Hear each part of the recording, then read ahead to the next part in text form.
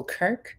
I am the founder and CEO of Soul Tour, where I am a master self actualization coach and guide for your own journey into and through your soul. My job is to help you learn what I call the self mastery method, which is all about how to recalibrate and actualize and align your life to your true sacred self and your sacred contracts and your sacred callings. So I will be your master self-actualization coach and guide for this journey we call your soul tour. Part of my job is to help you get maximum juice for the squeeze out of systems like sacred money archetypes, which is a subset of the Jungian archetypes, and human design. So I did a live yesterday. Let me just make sure we're good on all the channels. Yes, I think we are. Great. All right, here we go. Yeah, we're good. Okay, so I did a live yesterday about how I am using human design, how I've used human design and spiritual strategy and the self-mastery method and the sacred money archetypes to pick my new country. So my daughter and I are in the process of moving to Portugal. So I did a live yesterday all about that. And I'm a projector in the human design types.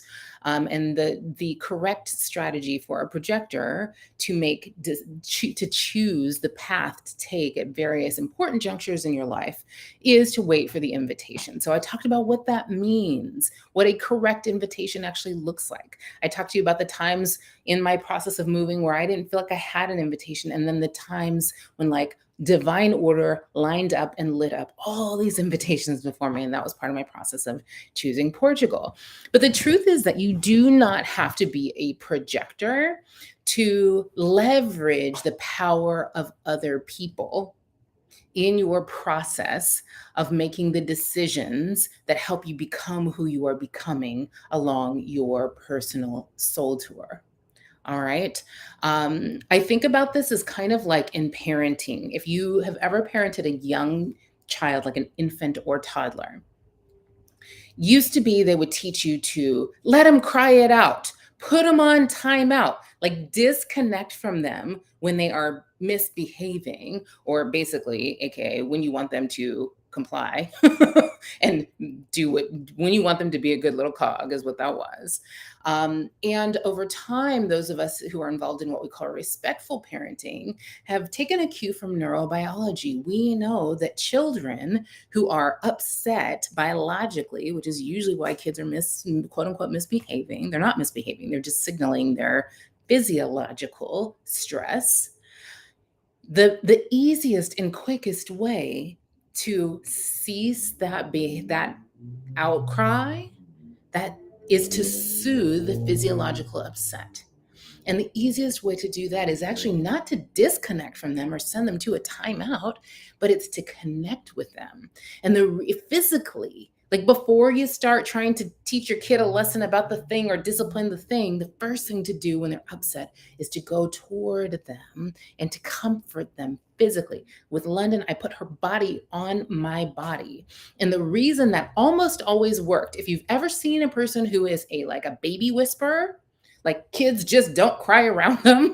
A lot of times what you'll see, and I saw this a lot in Portugal, there was this director of this one school who I was like, this guy is like a super baby whisperer, because we would come into a room of screaming infants and this guy would just like pick up a baby and the baby would instantly be silent. It was amazing. And he would be like, I'm just going to take these two babies, and the babies would like come with us on the tour. But what is happening when you see a person who's like a baby whisperer, what's happening is that the oxytocin in our bodies, as you hold a child to your body, literally your hormones, your body bonding hormones from your physical body, actually their physical body detects and is soothed by those hormones. All right. And so and it's so funny to hear parents, because we've so been conditioned by this ejective culture, parents be like, but don't we need to teach them to be able to like soothe themselves on their own? No, you don't need to teach an infant or a toddler to soothe themselves on their own. And the truth is, even adults, humans are wired for interconnection. Humans are wired for that transfer of oxytocin, even adult humans. Like it is an okay and advisable thing for humans to learn to regulate, to co regulate. One way that we soothe our emotions, even as very healthy adults, is by co regulating, getting a hug, hugging a pug, talking to our friends about, or a therapist, being witnessed, right? So it's actually 100% okay to count on and expect other humans to play an important and even pivotal role in your process. So I want to talk to you today about this concept I've had for 100 years in my teaching, and over, recently, as I've gotten, I'm in the process of certifying to be a quantum human design specialist. It's been a really interesting lens through which to see this concept that I've been teaching for years. It's a spiritual strategy. And I just call the concept pivot people. Pivot people. All right. So remember, just for context, what we're here to do is to explore the various spiritual and practical strategies we can use, not to just explore them, to learn them, to build skills, to practice them, to implement them. The tools and skills that we need to reach our full potential, to do the things we've always wanted to do, to be our big selves and do our big dreams before we die. That's my shit. Okay, that's what we do together. Now, some of y'all, I'm feeling called to just say today, some of you, your dreams aren't working. You don't feel like the law of attraction is working for you. Your dreams aren't happening because they're not big enough. Okay. It's not the case that like you got to do the easy ones to build up to the big ones. No, it's for some of you, the dream that you've been dreaming is not actually the real, true, sacred, big dream of your real, true, sacred self. And that's why it's not really clicking. That's why things aren't really firing. So for some of us, we have that experience of when we heal our traumatized expectations of the world, when we come out from under, come out from under the influence of our harsh, hindering inner critics, when we come out from under the influence of our harsh, hindering perform, conform, produce culture, when we regain the ability to dream in technicolor again, then dream enlarges and whoa, all of a sudden things just start happening. A dream that feels like it's harder than the small game you've been playing in the past can sometimes happen way more easily because it's just your sacred contract. It's just the right dream for you. And all of the higher powers and forces of this universe show up and start assisting you when you surrender to your callings, when you surrender to your destiny, when you surrender to your own genius, to your own greatness. This is all a side note, but I don't know if any of you guys have ever seen, I'm sure if any of you have ever seen like that first Kanye West at the Grammys video where he's like, oh, and people was talking about me, what would happen if I didn't win? I guess they'll never know. That's how I get with my own genius. I'm like, listen, all the times I've ever doubted anything about my own calling, genius, gifts, talents, skills, abilities, what powers, whatever, there comes a time in your own life and in your own journey of your own soul tour or there comes a time in the mastery version of that journey. Let me say that. There comes a time in your journey into self-mastery where you begin to surrender to your own genius, to your own destiny. And in those moments, you kind of can just be like, you know what? All the times I doubted, what about all them times I said and thought these small things about myself? You know what? I guess what would happen if that was the way if the small game was actually what the end game for my life? I guess we'll never know because I surrendered to my own genius. So this is what we doing. We just playing the big game. I guess we'll never know. All right. So we are interpersonal, interactive beings. We are here with a destiny to be, do, have, create, and experience specific things. We call those things your sacred contracts. And other people there is a destiny of humans that is a co-creative, co-regulative destiny. Other people will play pivotal roles along your journey into being your big self and doing your big dream. All right. And so as I began to study human design and began to realize that my strategy was like, wait for the invitation, wait for the recognition, wait for the invitation. I used to be a real lone ranger. And so I was fascinated by that idea that that's how my correct decision strategy for life. So I started, I don't ever just take somebody's word for what my strategy should be. But what I do is reflect. So I reflected on my own life and on the times when things went really, really, really, really, really well for me. And I could see this long lineage of pivotal people who had recognized something about me and had invited me or had just spoken a pivotal, life giving, important word to me at a key moment in time that called forth my own greatness and that actually changed my life forever. I thought about this woman, who's one of my patron saints. I think of her as, her name is Beth Renzi. She was ultimately the department chair in the Department of Psychology at Cal State University, Bakersfield, which is where I did my undergraduate and master's degrees. And when I started Cal State University, Bakersfield, I was 16 years old. I was super, super pregnant. I was like a Black pregnant teenager. I was raising my older child who was an adopted child, but still I had like a baby and I was pregnant and I was, a teenage, literally 16 years old. And I went to meet with Beth. I had great grades. So I graduated from high school a year early. I had a 4.3 in high school. Um, I had been assigned Beth a mentorship type relationship with Beth as part of a scholarship program. And Beth had also, she was a department chair. Actually, at the time, she's probably just a professor, just a professor. She was a professor, but she wasn't yet the department chair. But she had also been a very young mother of a lot of kids. And so I went to meet her before school started. It's summertime in Bakersfield. It's hot. I'm sweating. Like I got this little kid. I'm super pregnant. And I went and just had a conversation with Beth. And she asked me a bunch of questions. And everyone in my family thought I was bananas. But I was really clear that I was just going to keep going to school because I was really smart. And I knew that. And I didn't see why getting knocked up should stop that. But my plan was just to go get a bachelor's degree at school. And like, if I did that, that would be super successful. That would be amazing, given the circumstances. So I went and met with Beth. And I'll never forget this conversation. I remember standing with her right outside her office. And I remember her saying, all right, so it's very clear to me that you are going to go to grad school. Okay, I'm 16 years old, pregnant, haven't started college yet. She says, it's very clear to me that you have a destiny for something beyond what you see right now. And I can see it. So I'm going to name it. And she said, I'm going to make sure that not only do you, get good grades and all of those kinds of things to graduate from college, I'm going to make sure that you get research assistant roles. I'm going to make sure that you get published that we work on projects that get you published in peer reviewed journals. As an undergrad, I'm going to take you to conferences. I'm going to make sure that you always have academic kind of jobs to have the extra money that you need so you don't have to work, all kinds of side jobs to make ends meet. I'm going to make sure that this works for you and is lined up for you.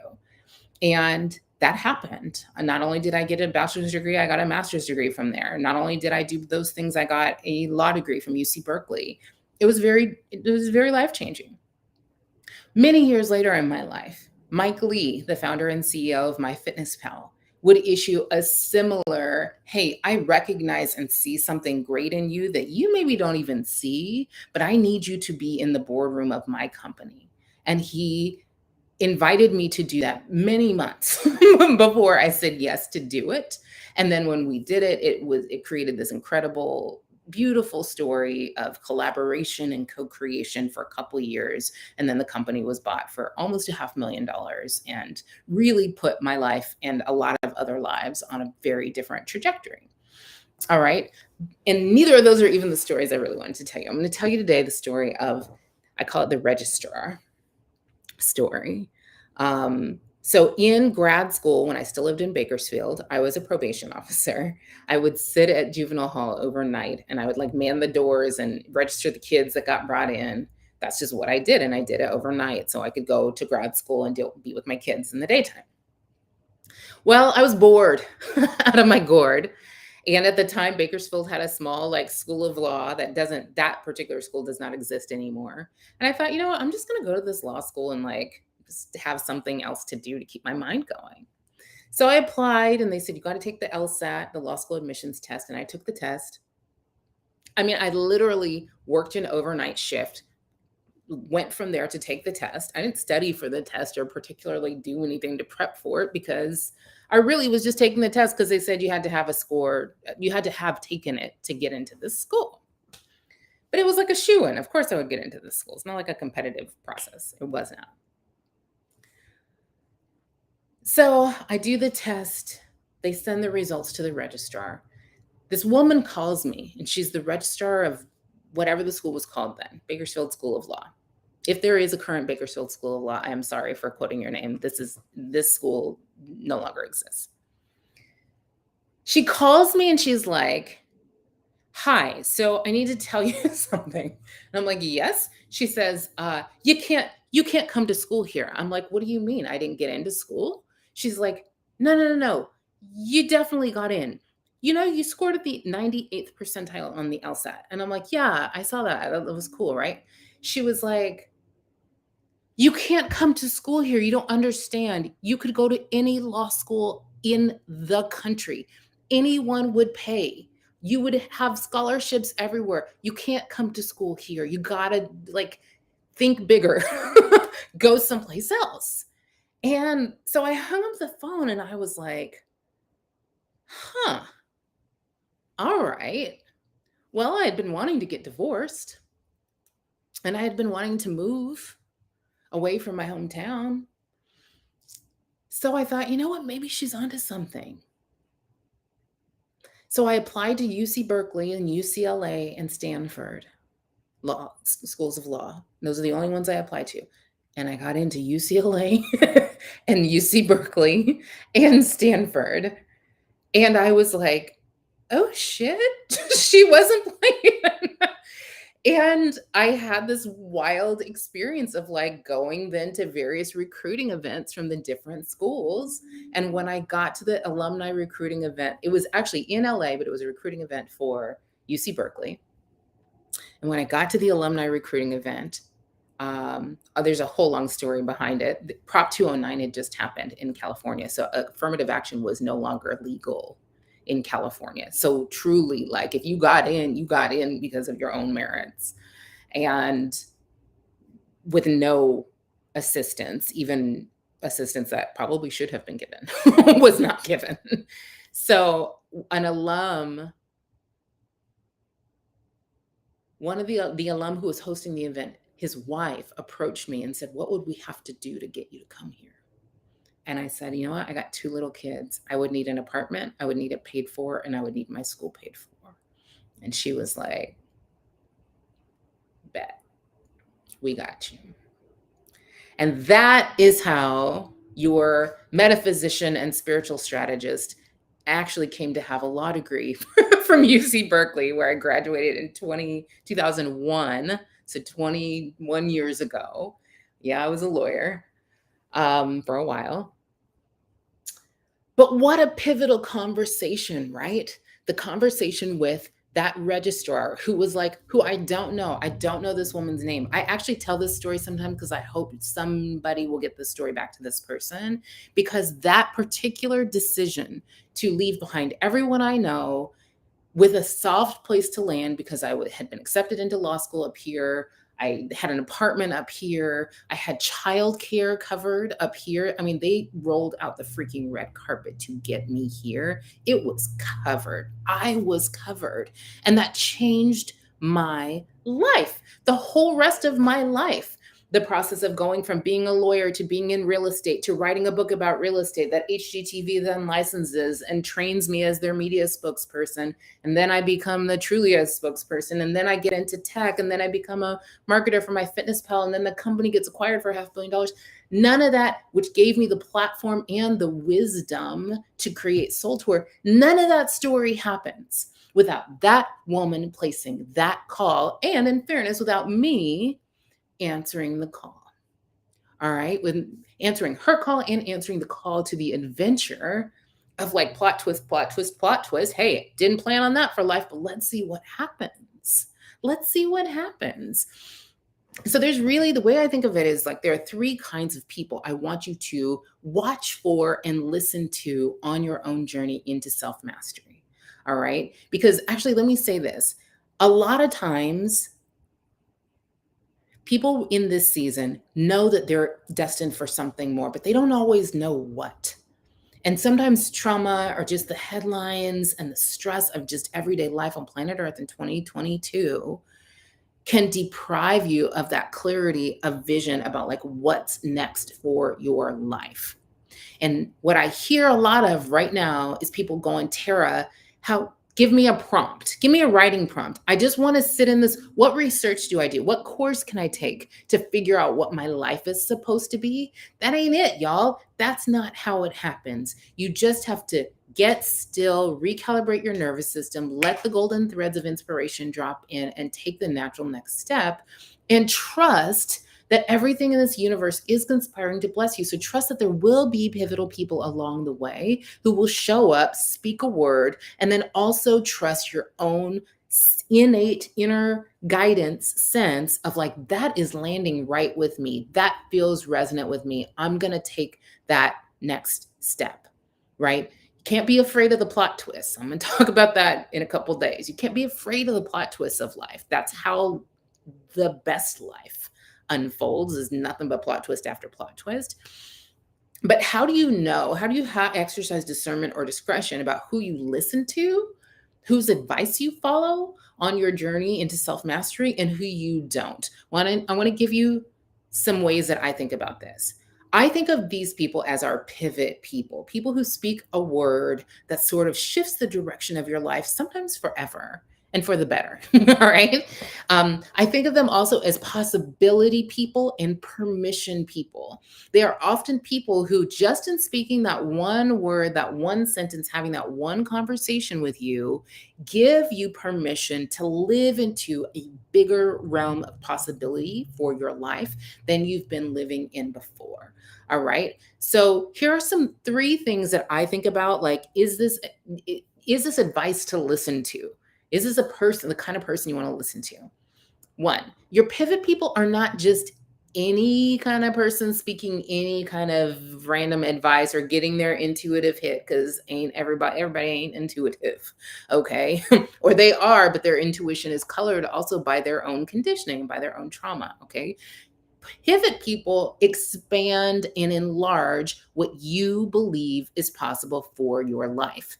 And they can do this because they are credible. They have some level of authority. They are not, Mike Lee could make a credible expansion to my possibility because he was the founder and CEO of MyFitnessPal. Beth Renzi could expand my possibility because she was a professor who was in a position to offer me opportunities and to guide me with knowledge and authoritatively guide me into a new realm of possibility that I didn't even know existed. Okay. And that registrar, it doesn't have to be that they spend a whole lot of time with you, or that you're in, or even that they know you that well. That registrar could expand my possibilities because she was the registrar of the school. She knew the lay of the land and the law school landscape. And she was like, oh, wait. Let me help recalibrate this woman's understanding of what's available to her, because she clearly does not know that with a 98th percentile score in the LSAT, she could literally go anywhere. So I'm going to help her know that. Okay. So their pivot people are people who expand what you believe is possible for your life because they are credible, they have authority, and because they are life speakers. They are not shit talkers. Words have energy, have vibration, have the power to create. And pivot people may or may not always be positive people, but at least in relationship to you and in relationship to what they're speaking to you, they are speaking in a powerful, possibility expanding way. All right. So someone is not a pivot person if they're like, girl, don't do that. You should be worried about that. Here's all the pitfalls. Let me play devil's advocate. That ain't your pivot person. Okay. Don't invite those people to speak into your dreams. All right. Number two, pivot people Our pivot people recognize something in you that you don't even recognize yourself. This applies whether you're a projector or not. Pivot people recognize something in you that you don't yet recognize. All right. Now, to be clear, they're not always cuddling and sweet. You might even find them to be a little bit confrontational.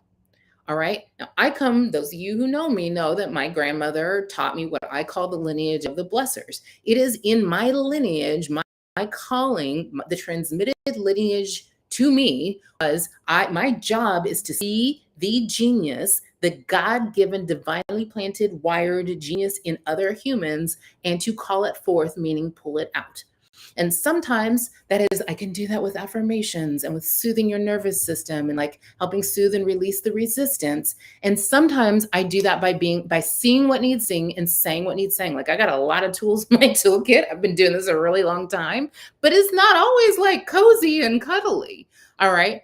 Pivot people. And yes, like on Instagram, who is that on Instagram? I know who this is. This is someone, is it maybe Deanna? Is saying, I need a bigger circle of pivot people. That's kind of the upshot of what I'm saying is, well, it's really twofold. One is, yes, as you enlarge your circle, as you do your own alignment work and your own healing work, as you do your own shadow work and start to emerge into the light of your life, many of us end up feeling a need or a desire to call more pivot people, more life speakers into our lives. Okay. So that's one thing. But the other thing I'm wanting to do is to just attune you. I want you to get on the same frequency as the pivot people and trust in divine order and timing. Once you start taking natural next steps toward your dreams, desires, sacred contracts, big self, big dreams, pivot people will show up. Now, lots of people may show up, and depending on depending on your wiring, your relational templates with the world and with life, your trauma background, your fear background, your scarcity background, your unworthiness background, how the shadows or mature sides of your archetypes that you're in, your habits, your attachment styles, your centers, your human design centers. Depending on all of those things, you may also call in some bullshit people, right? You may also call in some haters. But what happens over time is you get very good at tuning your own system up so that what you broadcast out is a radiant magnet toward the pivot people. So one is calling the pivot people in, which honestly, yes, is fun to do and good to do. And it doesn't even matter if you do, because spirit will do that for you. But two is what Guyanese Green is saying right now.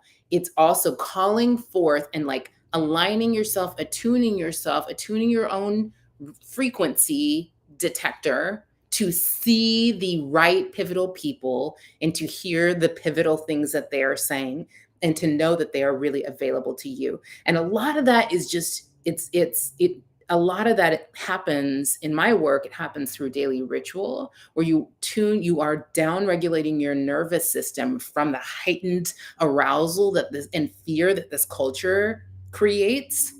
When you down regulate your nervous system and you reconnect to source on a daily ritual basis, you start to see and hear things that you otherwise don't see and hear, right? And you start to get that feeling. The Greeks called it aletheia, that feeling of like inner discernment and revelation. When somebody speaks something, it just opens something up in you and you're like, oh, I don't even know that's true. I don't think that's true. I don't believe that's true. I don't know that's true. I feel that is true. All right. And that's important because a lot of times your pivot people will speak some new possibility to you and you'll be like, equal parts excited, exhilarated, and terrified by it. So it is helpful to have that knowing in your own spirit and nervous system that allows you to receive what they're saying and to take steps on it. The third thing about your real pivot people is they don't have a horse in the race. They don't have a horse in your race. Most of the time, your pivotal people have already discovered their zone of genius. They already know they're magical. They know how to stay in their zone of genius. They're going to be magical whether you do what they tell you to do or not. it's not even about them at all, and they know it. All right. So they're just like, hey, here's what I see about you. Here's what I see as possible for you.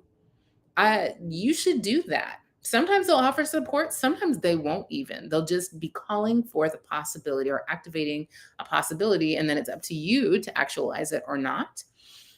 But pivot people do not have a horse in the race. And this is kind of the difference between like really supportive, positive people, like you might have in a mastermind group, and a pivot person. Like a pivot person, you may never, like I had one conversation with that registrar and never talked to her again, don't even know who she is.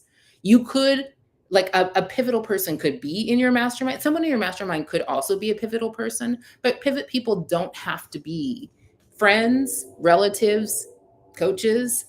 Now, I will say this, I have had the experience a number of times of knowing there's someone listening to this or watching this to whom I may be your pivot person. There may be something that I say that unlocks a possibility for you. That's why I tell so many of my own stories, because my life has been very, very, very remarkable. Remarkable. It has been wonderful in ways I could never have imagined. Could never have imagined. So sometimes I speak my own stories because they unlock possibility for other people.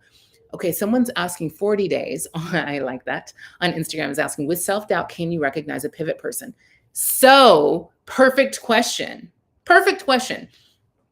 It's possible, but that's kind of what I'm trying to do right now, is to tune you in to the characteristics of a pivot person, because a lot of times what self-doubt will do, or what your inner critic will do, will have you, the pivot person will be like, yo, like I see this in you and this is a possibility that's available to you. And the self-doubt, the voice of your inner critic, your imposter syndrome, whatever it is, will actually be a voice in your own mind that is critical either of you or of something else in the world. So it will have you believing that they're wrong. So no, so sometimes if self-doubt is harsh and hindering in your wiring, in your active energies, it will stop you from recognizing that that pivot person is speaking something that is actually available to you, right? Self-doubt can stop you from self-doubt is a lie of the inner critic, and the inner critic is just a personified voice of fear. So, but your inner critic is not only critical of you, it is often also critical of the world, your prospects, your industry, what's possible. So a pivot person could say to you, hey, this is available to you, you should try that. And self-doubt can have you be like, oh, they're crazy, that's not really available to me. Like my company would never pay me that. They don't even have the money to pay that. Yes, they do, by the way. They all do. Um, I could never put that book out there like that. Like I gotta wait till my kids go to school. The system's not set up for someone like me to have that. Who do I think I am to be able to have that? I'm not educated enough for that, right? So yes, self-doubt can 100% stop you from recognizing the pivot person, or from believing that what they're saying is available to you. So that's why we're here today. I'm wanting to tune you in and help you know that people who are speaking things to you that enlarge your possibilities, that recognize something in you that you don't recognize in yourself, especially when they don't even have a horse in the race, like it makes no change to their life, whether you follow the advice or not. Those are often pivot people. And I want you to know those characteristics so that you can recognize them even while you have self-doubt. Okay. And to be clear, self-doubt is kind of like soothing your self-doubt. Coming out from under the influence of your self-doubt is a little like learning a foreign language. All right. You don't stay at home in your house and study a foreign language for 20 years so that you can move to that country that speaks that language. The best way to learn the language is to move to the country and immerse in the language. The best way to dissolve your self-doubt patterns and complexes within is to wholeheartedly engage with the subjects and the projects and the prospects and the possibilities and the ideas that trigger the self-doubt. That's why I'm constantly saying, if you're feeling self-doubt, it's a sign that you are doing it right, because you never feel self-doubt unless you're trying to step outside your comfort zone, unless you're trying to step into a new level of possibility. So every time you feel self-doubt or fear or procrastination or perfectionism or imposter syndrome, every time your inner critic flares up, know that you're doing it right. All right. So I just want to end with this. Here's who not to listen to along your journey of self mastery. Another P word. I want you to listen to the people who speak, who are pivot people, possibility people, permission people. Don't listen to pessimists. Do not listen to pessimists. And I don't care whether it's the pessimist within you or the pessimist outside of you. Know about other people that when you talk to other people or invite their opinions on what it is that your dream or your idea, if their worldview, if their paradigm is traumatized, they have low expectations of life, they have low beliefs about what's available to them, they will simply project that onto you. You can't do that because XYZ. What they're saying is, I don't believe I can do that because XYZ. But when you invite them to speak into your dreams or your possibilities, they'll just bring that to you. Okay. And their paradigms aren't your paradigms. Their energies aren't your energies. Their possibilities aren't your possibilities. The way things go for them or have gone for them in their life, that doesn't necessarily apply to you. Like, I have all the time people will say to me, like, well, I tried this thing and blah, blah, blah. And I'm like, okay, that's cool for you. I know I'm magical as fuck. So like, I'm not picking up your limited paradigms. There are literally people, as I've announced that we're moving to Portugal, who are like, well, I was in Portugal and this happened. And I went to here in the world and this was awesome. I thank you for sharing. Ain't got shit to do with me, because I'm in love with everyone and everyone is in love with me. And that's how we move through the world and we get treated that way in the world. All right. So I just want to say this, which means you don't have to learn from everyone else's mistakes. You don't have to ask people for their opinions and try to troubleshoot and avoid every possible unwanted way things could go. You don't have to have a 25-year meticulous action plan and try to make sure that no thing that you do in your journey to self-mastery and to your dreams and goals goes awry. Begin to cultivate the psychological safety to know that you're going to be all right regardless of how it goes. So buckle up, buttercup, and let's get ready for this journey. All right. So this was just a word for you, a Transformation Tuesday for you, especially for those of you who are worn out. A lot of you have been doing your shadow work. You're coming out of the shadow, but this time of pandemic and the political climate or your personal medical problems or challenges with your kids or your relationship, or just feeling stuck in your job or feeling stuck in your life. I got a lot of people right now who are feeling like they live in a gilded cage because their life is beautiful, but it's still not fulfilling. It's still not their big self, big dream life. And I know that after dealing with that for decades, it's just, you can feel tired. You might feel tired. You might feel like, will things ever be different? Right? And so I am here with this word for you today, because for somebody out there, I am your pivot person today. So what I'm here to communicate to you today is that what is within you and what is ahead of you is so much greater than what's behind you and where you've been and even where you're at right now.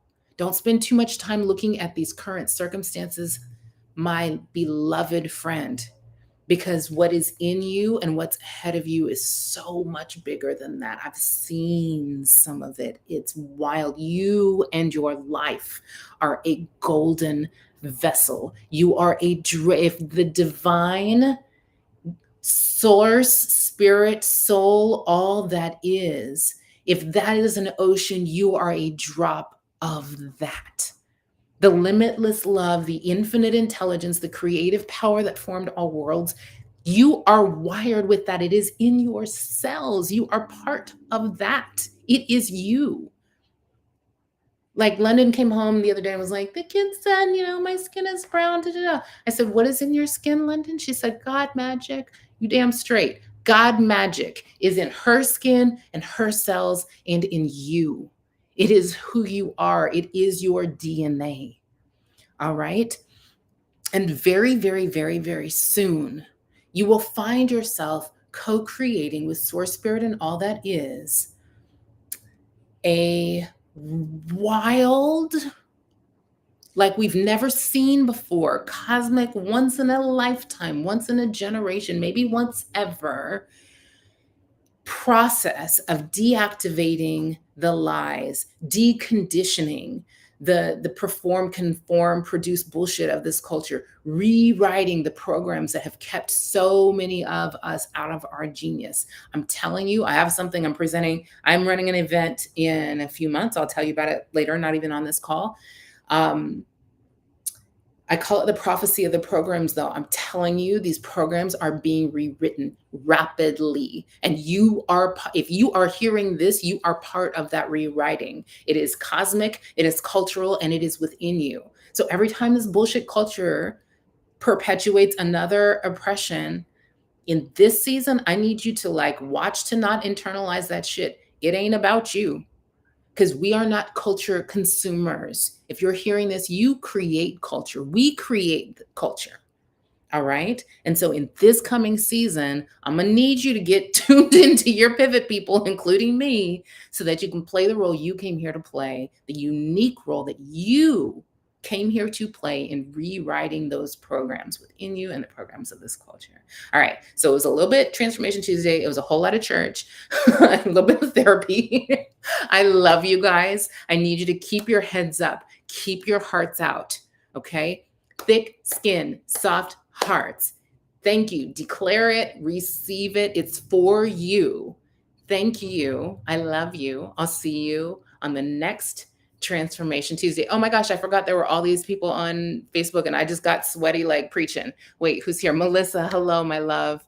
Somebody says, I see a new radiance in you. Yeah, I'm talking to you. Yes, I'm talking to you. If you are feeling like your dreams aren't quite clicking yet, and they should be, you might just not be dreaming big enough yet, okay? And I got you. I'm going to help you. Andrea, you are actually surrounded by pivot people. Soluna says she loves that we're going to Portugal. Ooh, yeah, it did get a little sweaty up in here. All right, guys, I love you. I'm going to run. I have a meeting about our new podcast, so stay tuned. All right, love you. See you soon. Bye.